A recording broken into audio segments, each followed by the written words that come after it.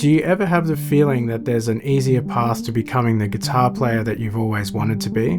After 30 years of playing and 18 years of teaching guitar, I've seen players, including myself, get stuck in all kinds of ruts that hold them back. So in the next 8 minutes, I'll save you decades of frustration by showing you exactly how to avoid the biggest traps stopping you from becoming the player you've always wanted to be. Let's go. You know when you listen to a record that you've never heard before and somehow you can immediately tell who it is just after a few notes? How do they do that? Is it their note choice? Maybe. But that doesn't explain why it's so easy to tell apart guitarists like B.B. King, Albert King and Stevie Ray Vaughan when they're mostly just playing the blues scale. Sure, their note choice is part of it, but most of it is their touch, tone, the rhythms they play, the accents, the way they start and finish phrases. In this video here, you'll find a ton of options to open up your playing so you don't just sound like a robot just running up and down scales. That way, when you decide to expand your note choice with other scales, then you'll actually be able to use them. That first box of the pentatonic scale is such a revelation when we learn it for the first time.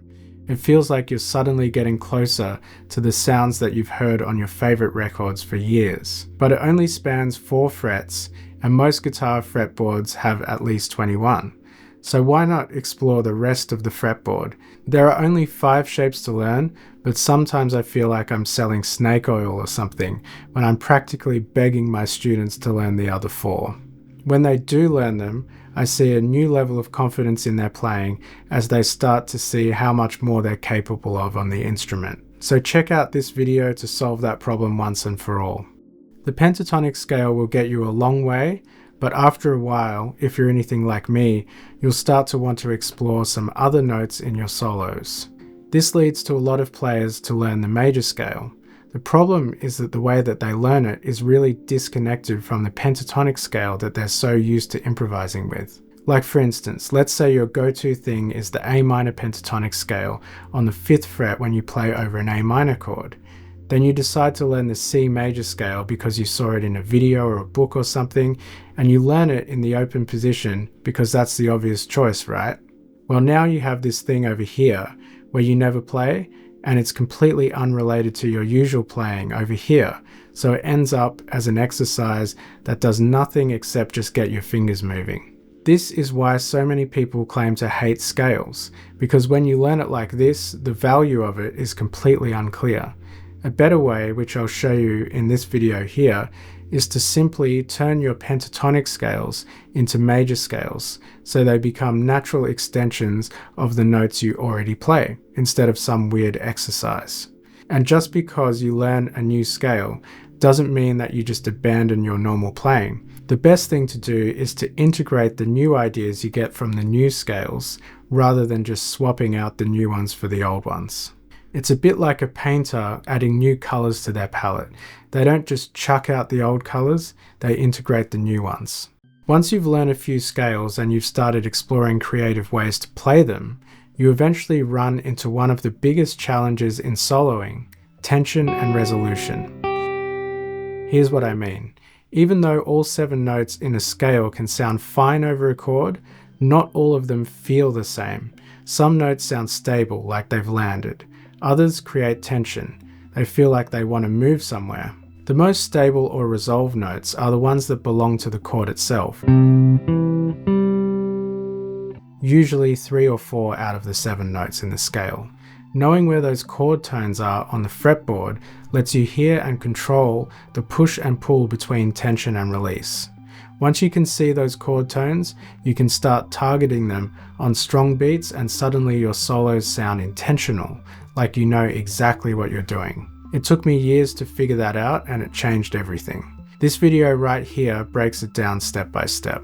Once players start to understand the power of outlining chords with chord tones, it usually leads them to arpeggios, which are essentially just playing the notes of chords separately instead of together. The problem that they run into is that the options for where to play these arpeggios on the fretboard can quickly become overwhelming. The solution is to start with a framework to build your arpeggios around. And the most obvious framework to use is the chord shape itself. This saves us from having to learn a completely separate idea which makes it easier to play and use them in your soloing. Check this out for the full breakdown.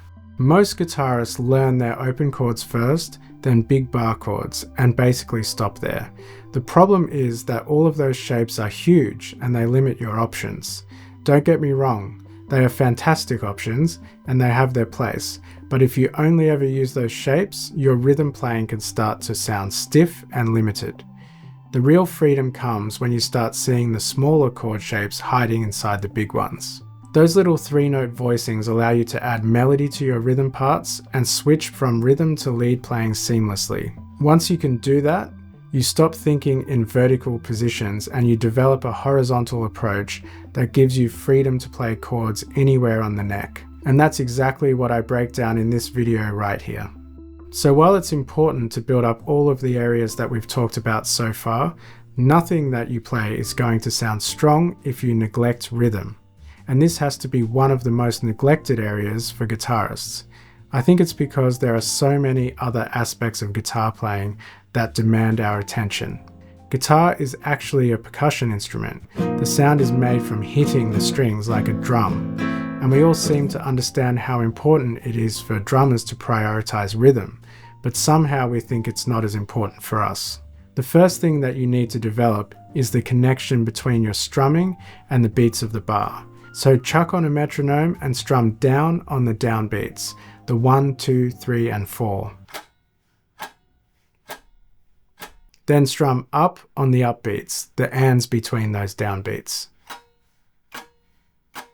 What you're looking for is that your hand moves in exactly the same way, whether it's striking the strings in that moment or not. For playing single notes, you can apply exactly the same concept of matching pick direction with the beat, and you'll have alternate picking. And yeah, I know that there are other approaches to picking, like economy picking, but alternate picking is a good starting point for connecting the pick direction with the beat in your soloing practice. There's plenty more about rhythm that I want to get into in future videos, but make sure you can do at least this much and match it to the metronome at various settings. Every guitarist hits these ruts at some point. I definitely did.